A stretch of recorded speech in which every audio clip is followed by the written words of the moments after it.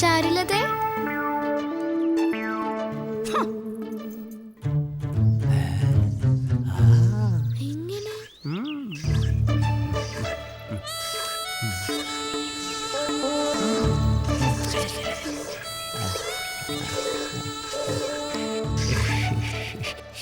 ചാരുലതേ.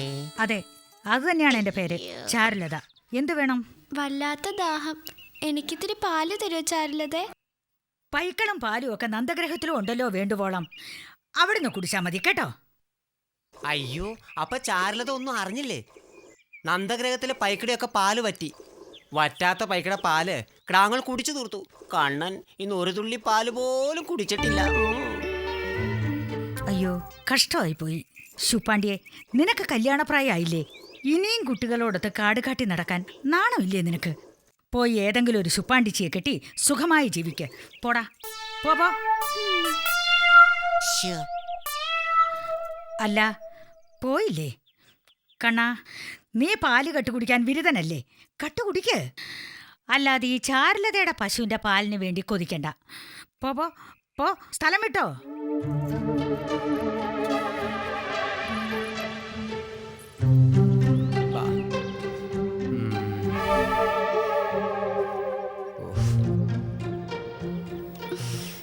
വാവിട്ട് ചോദിച്ചിട്ട് പാല് വന്നില്ല.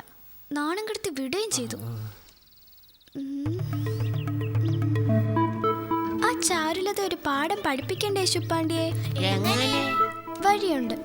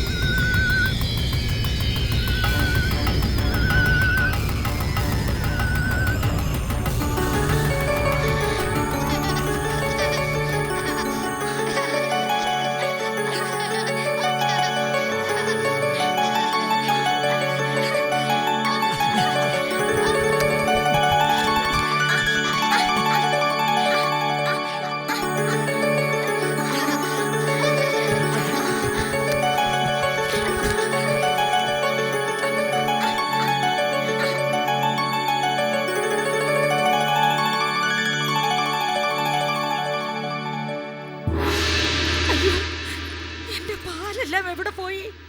അയ്യോ ചാരുലതേ, പാലെല്ലാം ഞങ്ങളുടെ വയറ്റിലെത്തി. അത്രയ്ക്കായോ അഹമ്മതി? എന്റെ പാലിന്റെ പണം തന്നിട്ട് നീയൊക്കെ പോയാ മതി. പാടാ ഇവിടെ. നിൽക്കടാ അവിടെ. നിൽക്കാനല്ലേ പറഞ്ഞത്? കാണിച്ചു തരാൻ ഞാൻ. അക്രമ സംഘത്തിന്റെ നേതാവ് നീയാണല്ലേ?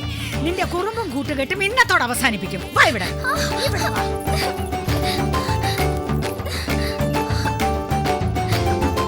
അങ്ങനെ കള്ളൻ കയറിന്റെ ബന്ധനത്തിൽ നിന്നെ അഴിച്ചു വിടാൻ ഉടനെ ഒരാൾ വരും.